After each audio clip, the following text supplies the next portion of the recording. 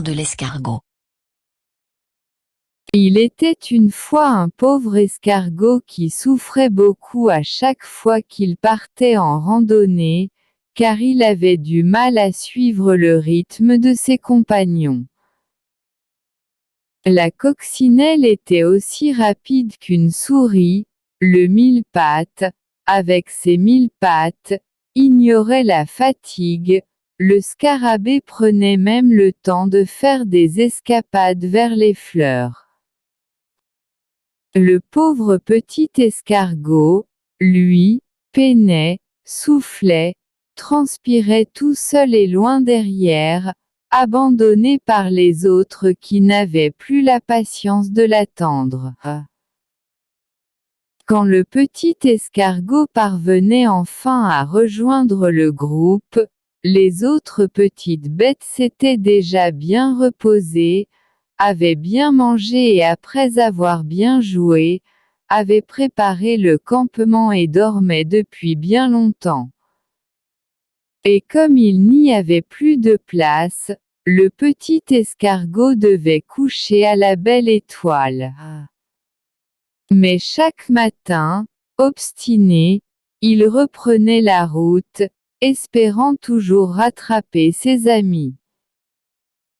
Pour ne pas s'ennuyer pendant le parcours, il sifflotait, regardait à droite et à gauche, saluait les petites bêtes qu'il rencontrait. Un jour qu'il avançait le nez en l'air pour admirer le vol d'un beau papillon, le petit escargot buta sur une surface dure qui lui fit perdre l'équilibre. Ça alors, mais qu'est-ce que c'est ? Se demanda-t-il car il n'avait jamais vu une chose pareille, ce qui est normal puisqu'il s'agissait d'un coquillage perdu par un enfant qu'il avait ramené du bord de mer. D'un naturel curieux, et comme la chose ne bougeait pas, le petit escargot alla voir de plus près et inspecta l'intérieur attentivement. En y pénétrant, il s'aperçut qu'elle était parfaitement à sa taille et de plus très légère à porter. C'est super! Jubila alors le petit escargot, je vais m'en faire une maison. Et il se mit en route, le coquillage sur le dos. Quand il arriva au campement, tout le monde dormait déjà mais le lendemain matin, en sortant de son coquillage, le petit escargot remporta un très grand succès et toutes les petites bêtes ressentaient une pointe d'envie.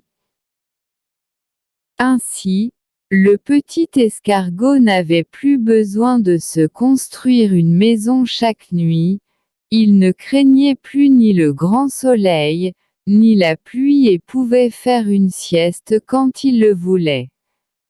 Les petites bêtes de la forêt cherchèrent alors toute une maison à se mettre sur le dos, mais en fin de compte il n'y en eut que pour l'escargot.